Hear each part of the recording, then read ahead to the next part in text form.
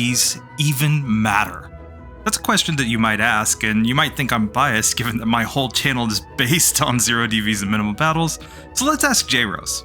Here, I don't just use the first Bulbasaur. I want to use a really good Bulbasaur since that doesn't cost in-game time or levels. It's not just J-Rose. Even speedrunners use RNG manipulations to give themselves very good DVs to make the runs easier.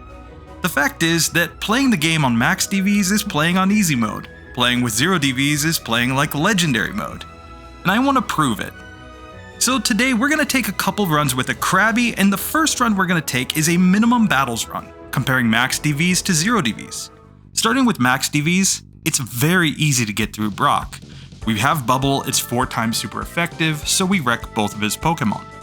However, we run into trouble immediately after Brock on youngster Joey of all trainers, because Bubble's only 20 base power, and even with Stab, our terrible special stat makes this really hard. Fully 10 minutes later, at 10 times speed, we are finally able to get a run where we are able to beat youngster Joey. Team Rocket is another nightmare, because we're at level 14, they're at level 14, and we still don't have any strong moves. We've just got Water Gun and Bubble. They can knock us out very, very easily, even with max DVs. But here we are able to get the luck eventually to take them down by using Water Gun effectively, Bubble when they're on low health, and here we're going to spam Water Gun on the Coughing, and we get through with just a little HP remaining. Now we can move on to Rival 2. We've already used both of our rare candies here to get to level 17, and at this level it becomes possible to get through his team, but we've got to hope for good sand attack luck. Here, in this one, we finally get decent luck, but we have low accuracy. Can we get through? Yes, we can. Finally, at the end of Nugget Bridge, we get a useful move in Vice Grip, which allows us to take advantage of our massive attack stat. With our attack boost, we can now go fight Misty, since her AI will only use Tackle and Harden. So as long as we don't take too many critical hits, and we get enough Hardens, we get through this fight. Let's see where Zero DVs Krabby is at this point. Oh yeah, it's still fighting youngster Joey. We get to Ekans, but we quickly get taken out. Let's go back to our max DVs Krabby, and here we're fighting Rival 3. Bubble Beam is a huge addition to our moveset as well, so with Vice Grip and Bubble Beam, we're starting to be able to take down these Pokemon without really needing luck. So now we can move on to Lieutenant Surge, where the game plan is to spam Vice Grip and hope he makes bad decisions. There we go.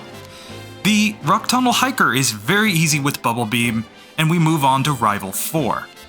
Here, against Rival 4, I decide to use Bubble Beam on Fearow since it can use Mirror Move, and here we've already learned Guillotine, meaning Magnemite and Shellder are no trouble as long as we can land a hit. Then Sandshrew is a one-hit KO with Bubble Beam, and we can use Vice Grip and Bubble Beam to take down the Eevee. This is not too hard, but we're about to run into a little bit of trouble on Rival 5. That's because Bubble Beam's not that strong, and it takes a couple hits to take down the Sandslash, and against the Cloyster, we're always going to be hit with Supersonic, because he has Smart AI, he sees we're Water type, and the only normal type move that he has that would be neutrally effective is Supersonic. Let's check in on Zero DVs Krabby, see how he's doing. Oh, he's still fighting youngster Joey. So, back to our max DVs Krabby. We're gonna go down and fight Koga instead of grinding it out against Rival 5. And here, we can basically see that it's just a matter of if we can get the luck. I decided to go for Guillotine here since we outspeed all 3 of the Venonats. And now against Venomoth, we have Stomp and Crabhammer. 2 pretty strong moves, especially since Crabhammer has a high critical hit rate. Even with taking Toxic and him using Double Team, as long as we can land the hit, we get through. Now we go back to Rival 5 again, where Crabhammer has a near critical hit to be able to take down the Sandslash, and Guillotine takes out Cloyster and Magneton. Now we just need the luck to get through Kadabra. There we go, and Flareon is not too hard. We have a type advantage and we have Crabhammer. So we've gotten through Rival 5 and Silphco on to Sabrina. Here against Sabrina, we are going to spam Stomp until Alakazam. One Ice Beam freezes it, And now we have a guaranteed victory. MAX DVs Krabby isn't struggling too badly here. And we're making pretty good time through the game, and we finally learned Harden, which allows us to get some badge boosts. Now, which move should we forget? I thought about it for quite a while, and I decided to overwrite Stomp, because Guillotine has too much value. Here we're gonna go back and fight Erica, and Ice Beam's not doing that much damage here. Guillotine is the way to go. 3 Guillotines and her Pokemon all go down. On the Blaine, we should have a type advantage here, but actually this is really hard because of our low special. So we're going to freeze the Ninetales, then set up all of our badge boosts with Harden, and now go into Crabhammer. With 6 badge boosts, we have high defense and we have high speed, and we can one-hit KO the Arcanine with a Guillotine. Now Giovanni. We have Crabhammer. It's going to be super effective against a lot of these Pokemon, but we're going to start again by freezing the Dugtrio to set up badge boosts. Now we're going to try to take down Persian as quickly as possible. It's still not a one-hit KO on either of the Nidos, but we freeze the Nidoking, which is hilarious, meaning that this is now a guaranteed win, and we managed to freeze Rhydon, meaning that we're able to take it out as well. On to Rival 6. The game plan, we are going to take down Sandslash as quickly as possible. We're going to use some Ice Beams on Execute. We guillotine both the Cloyster and the Magneton, but we go down to Kadabra. Let's check in on ZERO DVs Krabby. Where's he at? Oh yeah, he's still fighting youngster Joey. We're a couple hours into this and he's still not making any progress. So, at this point I decided the best strategy for our MAX DVs Krabby would be to go get Substitute. Substitute will allow us to survive some hits and avoid status from the Cloyster, meaning we could do all of our setup there. So here the game plan is take out down Sandslash quickly. We actually get the freeze on Execute, so we set up Substitute here. Now we guillotine both Cloyster and Magneton, and we're going to use some Blizzards here. On the Kadabra, we get the freeze. Now we can just go ahead and use up the rest of our Blizzard PP on it before going into Crabhammer. And it's going to be some Crabhammers to take down the Flareon. So there we go. We have gotten through Rival 6, and it's on to the Elite 4, where Lorelei's a joke, Bruno's no problem, but Agatha is an absolute nightmare. Because in Pokemon Yellow, she has Mega Drain on her first Gengar. And Mega Train is nearly a one-hit KO on us. Here she switches to Golbat, so we're going to try to do our setup there, but we're on low health and we're getting knocked out. This is in fact the reason why I didn't get Swords Dance in this run, because Confusion really makes Swords Dance pretty worthless. When you're getting confused and trying to set up Swords Dance for badge boosts, you'll one-hit KO yourself every single time. So instead, we switch to Double Team here. And we are going to mimic Lick from the Gengar. Lick is super effective, and given our high attack stat, we're actually going to be able to do more damage with Lick than Crabhammer here. We're going to switch back to Crabhammer on Arbok, but for the final Gengar, we've leveled up, but we can still see Lick's doing about a quarter, and we take it down. So finally, we've got Lance. Lance isn't too hard. We just got to set up our double teams to get our badge boosts. We're going to set up our Substitute, hopefully not take too much damage. And now we're going to Substitute again and mimic Hyper Beam. We can use Hyper Beam to take out both of the Dragonairs as well as Gyarados. Now it's going to be Crabhammer to take down the Aerodactyl. And we're on low health, but if we can just land the Hyper Beam, it only does about half damage to Dragonite. This is one case where Swords Dance would have helped. Finally, we're on to the champion, and we're going full meme broken strategies. Substitute, Double Team, Mimic, and Toxic. And I think you guys know where this is going. I tried this with moves like Crabhammer, Surf, Blizzard, Guillotine. It just didn't really work consistently. However, here, we can use Toxic to take down Sandslash and to take down Alakazam. We're just gonna stall them out. We're going to wait until we take those two down. Now against the Exeggutor, we're going to, of course, use Toxic and stall for a bit. But once it gets on low health, we are going to mimic Leech Seed. We're all the way down to 12 HP, but we get Leech Seed turn 1 on Magneton. And you'll see that we're exactly offsetting the damage that we lose from Leech Seed with gains from Leech Seed. Now once we get Toxic on it, we're getting the Toxic Leech Seed strat going, we've got all our double teams set up. This becomes an incredibly trivial battle, even though that we have no actual attacking moves. This is an easy argument for why all of these moves should be banned: Toxic, Substitute, Double Team, and Mimic. Because any Pokemon at the end of the game can use this set in order to beat the game. So once you get through basically Koga, every Pokemon wins. But what about Zero DVs Krabby? Where's it at? Oh yeah, it's still getting stomped by youngster Joey 2.5 hours in. Now I hear you saying, come on, that's not fair. Nobody's crazy enough to play Zero DVs in minimum battles. Am I right? Yeah. Except this channel, nobody does it. So let's do a more fair comparison. Let's run both of these Pokemon as Zero DVs and Max DVs Krabby and see how they do without broken moves. So we're gonna get into the race right here. So we have our Zero DVs Krabby Krusty going up against our Max DVs Krabby King Crab. And they're both starting off here in Professor Oak's lab. I'm giving them appropriate names. And then we're going to get into the actual Rival 1 battle. Now the big issue that both of these Krabbies have is that their only attacking move is Bubble. Bubble is only 20 base power, and in spite of the fact that Stab, we have a terrible special. So here, our Zero DVs Krabby is going to struggle in its first fight against the rival and get knocked out. Now you might say, oh, well, just move on. No, it's actually really important that we win this fight. So here, King Crab beats the rival first and moves on in the game, while Krusty is taking its third attempt at the rival and just hoping for more tail whips. Can we get it? There we go. Third time's the charm for our Zero DVs Krabby. Now, moving on, both of these Krabbies are going to be taking some optional battles.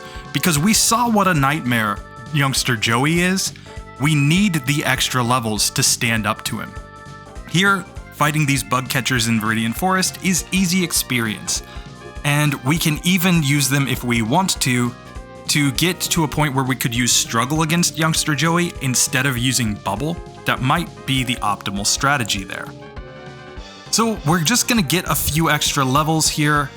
We're gonna see that we're even using up our Leers with our Zero DVs Krabby and our Max DVs Krabby on the Metapod, so that we hopefully can get to Struggle and use potions.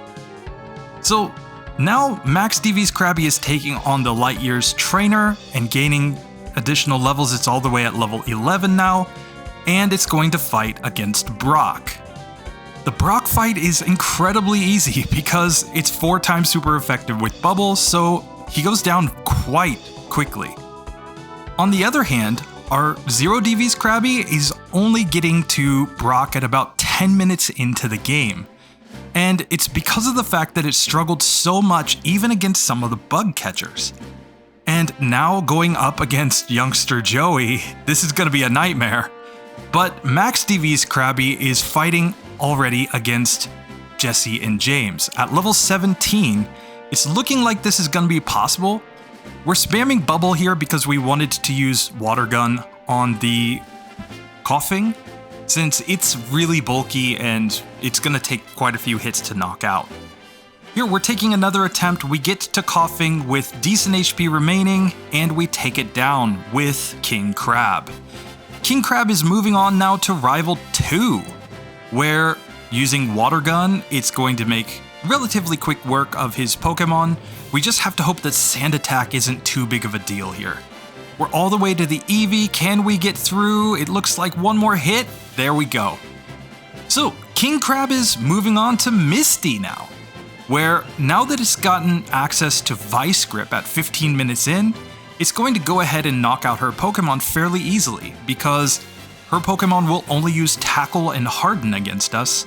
So there we go, and we've got access to Bubble Beam. We can see at the same time that Krusty is still fighting trainers inside of Mount Moon, trying to get more levels so that it can take on Jesse and James. The key point here is that we want to get Vice Grip before we fight Jesse and James, but at the same time, King Krab is in the SSN and just picked up Body Slam.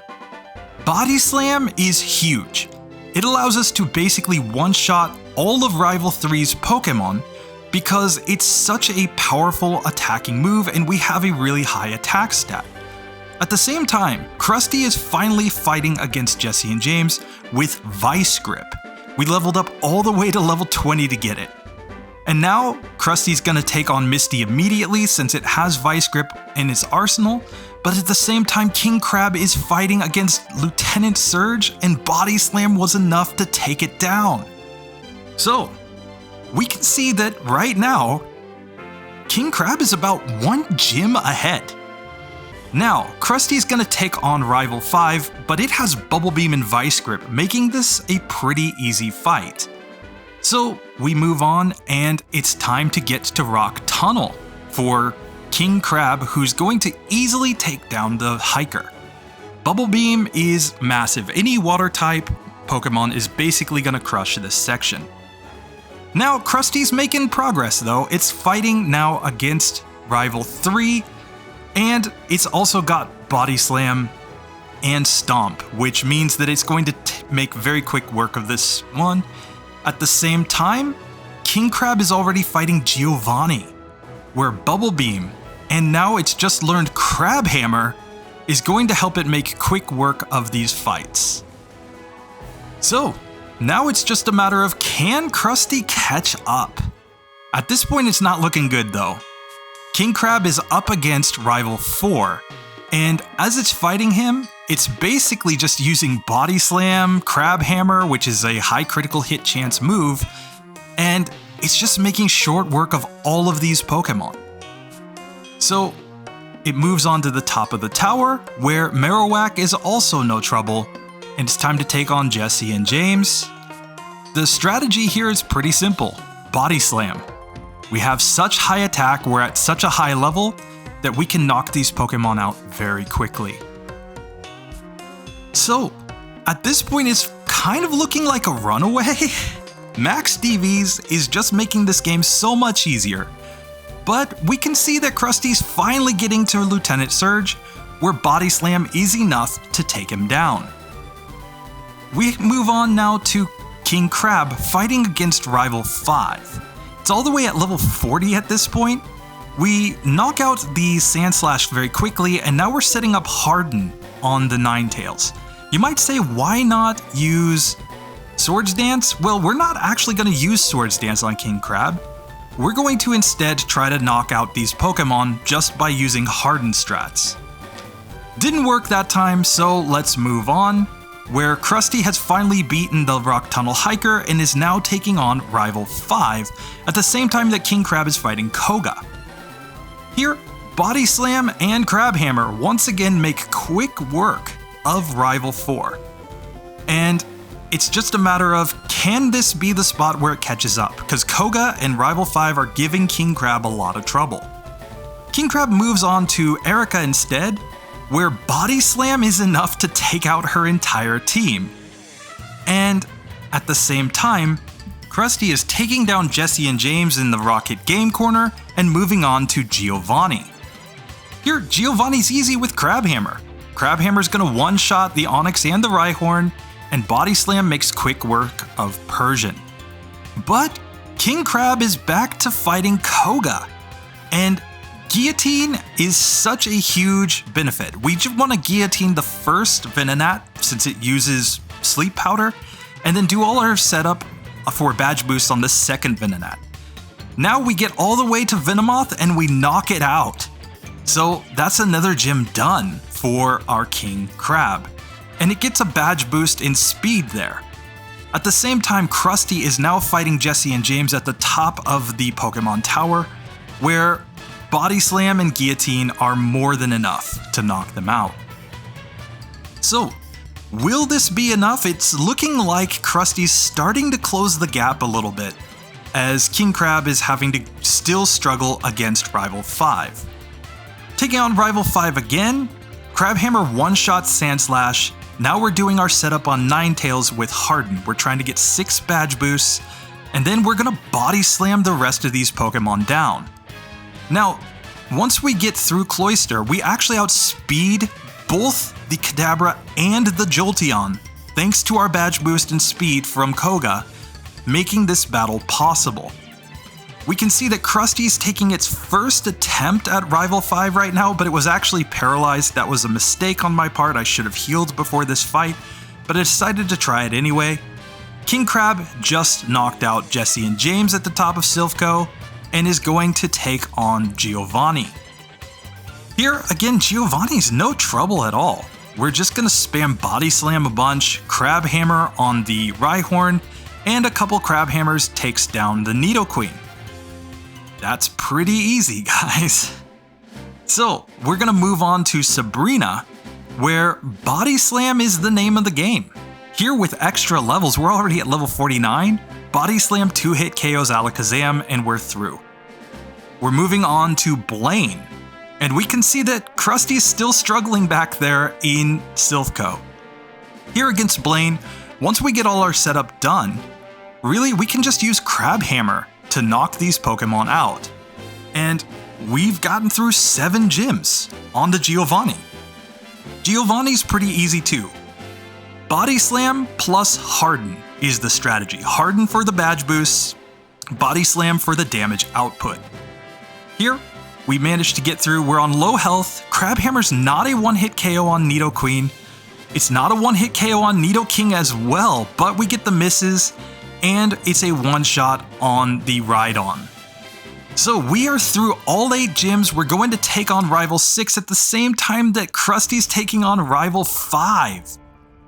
Krusty's already at level 49, but it's making good work here. It's got Swords Dance, and is able to knock out all of his Pokemon with Body Slam. At the same time, our King Krab is knocking out Rival 6's Pokemon with Body Slam without even needing Swords Dance. This is ridiculous. The gap seems to be spreading as King Krab is going to make its way all the way to the Elite Four, just as Krusty is taking its first shot at Giovanni. Now Giovanni's not too hard. We're going to set up our Swords Dances and go into Body Slam, and all of these Pokemon are going to go down in very short order. Swords Dance is helping Krusty get the speed up though that it needs to maybe be competitive here. It is using Swords Dance now on Sabrina, and Body Slam is enough to knock out Kadabra and Alakazam. Now, it's going to make its way to Blaine, but at the same time, King Krab is finally making its run at the Elite Four, where Lorelai's not too hard. We just need her to use Rest, really, and start spamming Harden, and then Body Slam is going to be enough to knock out most of these Pokemon. Because we've got 6 boosts in attack, and we already had a high attack stat. So we take her down no problem. Now we're moving on to Bruno, and we can see that at the same time Krusty is fighting the trainers in Koga's gym, trying to get the 6th badge. Here, we are going to take on Bruno with King Krab, where after setting up Harden, really it's just a matter of Crab Hammer on the Onix, and then Body Slamming both of the Hitmons, another Crab Hammer on Onix, and now Body Slam takes down the Machamp. Agatha, on the other hand, is giving King Krab a lot of troubles because Agatha's first Gengar knows Mega Drain, which is enough to 1-hit KO us or 2-hit KO us at our current level. Here, Krusty is also struggling against Koga though, so this is really just a question who's going to get through their fight first. King Krab is getting this run right here where we got knocked out by Agatha, but it's just about luck. Here we get the freeze on Golbat, giving us free setup of Harden, and now, even when she switches back to Gengar and uses Mega Drain, we've got 6 badge boosts in our special.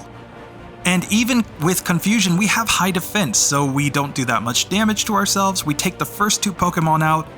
We're on to Arbok at this point, and we've been paralyzed, but that's okay as long as we can do enough damage. We take out Haunter. Can we knock out the Gengar? Well, we get the freeze. That's perfect. We knock her out and we move on to Lance.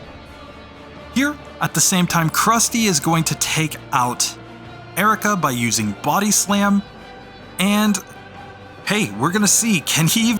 Against Lance, King Crab is gonna start off by setting up Harden to raise its defense.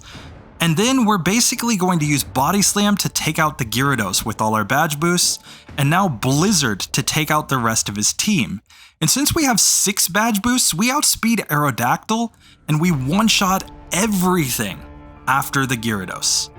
So we're moving on to the champion at this point, and really it's just a matter of healing up and trying to get through this fight. The strategy again I think is going to be to knock out the Sandslash as quick as possible, and we even want to try to knock out the Alakazam. We get really lucky, we get a freeze. That gives us free setup for our Harden here. Now we can Body Slam down the Exeggutor. We're going to Body Slam down the Cloyster, hoping to not get crits. We're Body Slamming down the Ninetales, given that we have badge boosts and given that Crabhammer will ignore those badge boosts. And finally on Jolteon, it's 1 Body Slam to knock it out, and we have beaten the champion in under an hour, while Krusty still hasn't beaten Blaine. That's ridiculous. So here Krusty's going to set up, it's going to use Crabhammer and then try to set up Swords Dance. We really don't want to set up Crabhammer on the Ninetales because it uses Confuse Ray. At the same time, King Crab has paralyzed Mewtwo. Can it get through before we beat Blaine? Well, no. Krusty has Swords Dance set up and it one-shots the Arcanine, but at the same time, King Crab has frozen Mewtwo and knocks it out. 57 minutes, 39 seconds is all that it took for a MAX DVs Krabby to beat the entire game. At the same time, our ZERO DVs Krabby is only on Giovanni. Now, this might not seem like a huge difference, right? I mean, we're on the last gym, and yes, we are making quick work of his team with Swords Dance, but we're gonna see that this is actually not that close, because a lot of opponents in this generation use Confuse Ray. And Confuse Ray actually works to the detriment of Krusty, as we're gonna see. Here, against Rival 6, it's not a problem, we just knock him out. But as we move on to the Elite Four, Confusion strats are actually going to decimate our Krusty Krab. You see, Swords Dance raises our attack, but it also raises the amount of damage we do to ourselves when we hit ourselves in Confusion. So here, we managed to get decent luck against the Lorelei team and knock her out, and we're gonna move on to Bruno, where again, we don't expect any trouble. Once we set up our Swords Dances, we should probably one-shot all of his Pokemon. We're gonna use Crabhammer to knock out the Onix, but then Body Slam's more than enough for the rest of his team, and there we go. The problem and the real time loss came here against Agatha, because Agatha's Gengar is going to use moves like Mega Drain that just knock us out, or it's going to use moves like Confuse Ray. And once we're confused, if we try to set up Swords Dance, we're very likely going to knock ourselves out in confusion. Add on the fact that she sets up substitutes, it's ridiculous. So we actually have to go back and gain more levels just by repeating Lorelei and Bruno over and over again until we're all the way at level 75. And even at level 75, we're still getting knocked out a decent amount of the time. We really need a freeze to be set up, and we can't really get through this fight by using Swords Dance because it's actually just going to be a disadvantage. Harden is so much better in this situation. Here we're finally on the last Gengar, and we've finally managed to knock it out at level 75. At this level, I mean, Lance is no problem. Set up Swords Dance and Body Slam everything, with the exception of the Aerodactyl. But you'll notice Aerodactyl still outspeeds us because we only have 3 badge boosts, not 6. We managed to get through, but that was much closer than our King Crab. Now moving on to the champion, it's very simple. Set up our Swords Dance, and we're just gonna one-shot everything here because, hey, Body Slam is super strong. Really, at this point, it's looking like this was a bit of a joke once we got to the champion, but it was because of Agatha that we struggled. We're almost 30 minutes behind King Crab at this point. King Crab beat the game in only an hour, so that's 50% more time. Let's see if we can maintain about that 30-minute difference though when we take on Mewtwo. So here, we're just gonna go into Body Slam and knock it out.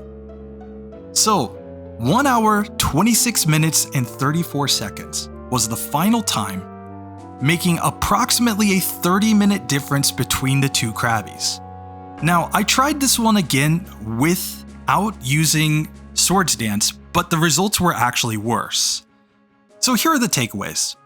High DVs cover for suboptimal strategies. When we didn't use Swords Dance when we needed it, it didn't really matter because we had high DVs. It also minimizes a Pokemon's weaknesses.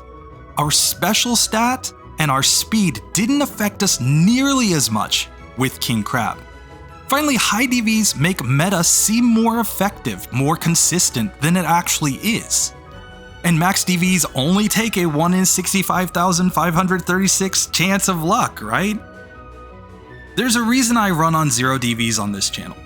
To keep everything consistent and to make sure that the runs are actually possible regardless of random luck. Now, you might say, oh, come on, you use double team, that's super lucky.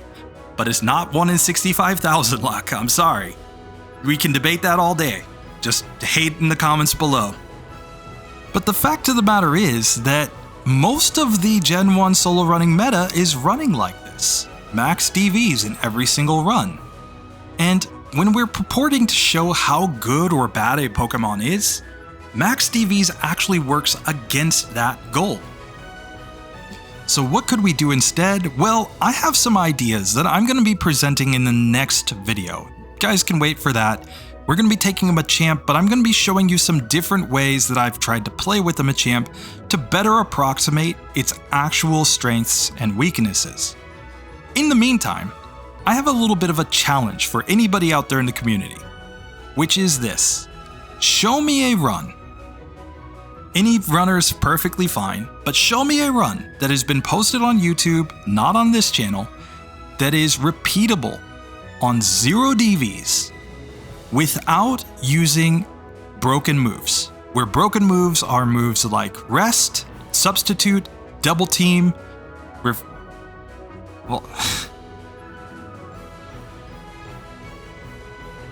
Mimic, Toxic, and Bide. Now you might say, why are these moves broken? Come on, these are meta moves. You're just cherry picking moves, right? Well, no. We beat the entire game of Pokemon Red and Blue with a single level 5 Pokemon by exploiting these moves. We beat the entire Elite Four with a single Ghastly by exploiting these moves. We beat the entire Elite Four with a single level 5 Gyarados by exploiting these moves. So when I say that these moves are broken, I mean that they actually allow you to beat Pokemon that are 10 to 15 levels. So when I say that these moves are broken, I mean that they allow you to beat the game with Pokemon that are 10 to 15 times lower level than their opponents. And that means that they are necessarily broken moves. I am willing to bet that there is not a single solo run from any runner outside of this channel that is reproducible on ZERO DVs without these broken moves, with perhaps the sole exception of a Gengar run or a Mewtwo run. In any other case, I am willing to bet that there is not a single run that has ever been produced that is actually capable of being done on ZERO DVs. Prove me wrong. Send me your ideas. Let's check them. Let's try them. I'll totally rerun a run that somebody else did just to show where it breaks down on ZERO DVs. Anyway, that does it for this episode. I hope you enjoyed. like, subscribe, and I'll see you in the next video. Later.